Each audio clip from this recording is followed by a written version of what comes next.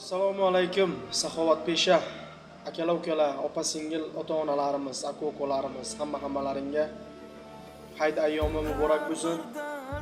Ilohim Allohim nimaga yaxshi niyat qilgan bo'lsa, niyatlaringga yetkazdirsin Alloh. Akalar, ukalar, opa-singil, ota-onalar, yana bir murojaat bilan chiqyapmiz.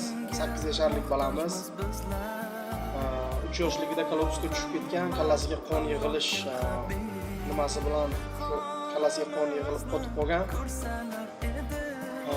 Balachani kallasi kirdi chiqdi bo'lib qolgan. Xullas har xil ishlarni qilib, kechalar uydan chiqib ketib, uydan 5-etajdan hamma narsalarni tashavorib,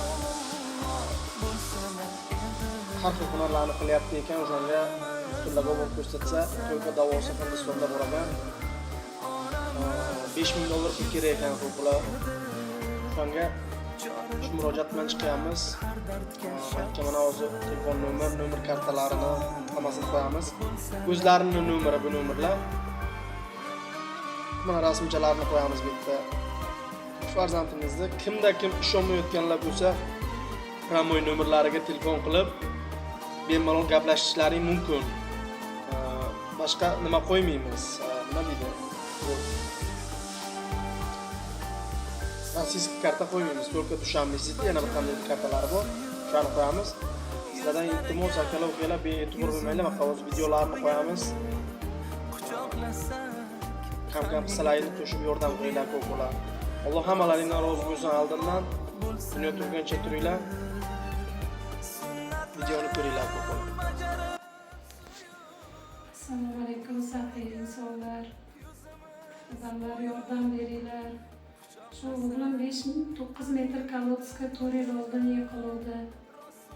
O'g'limni ko'rsatmagan joyim qolmadi. Uylarimni sotdim. O'g'lim bir joyda o'tirmaydi.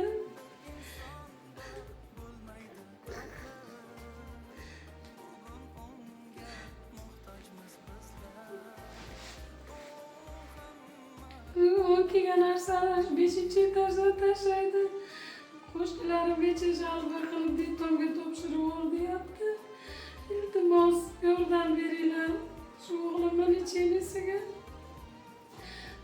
Xudo shifo bersin. Shu o'g'limni Hindistonga olib boraman. Doktorlar shu Hindistonga olib borsang yaxshi bo'ladi deyapti. Olib bormagan joyim qolmadi. O'zbekistonga doktor Jalilovgacha olib bordim. Hamma yoqqa ko'rsatdim. Yordam beringlar. Kuchim yetmadi, bag'riga majbur bo'ldim.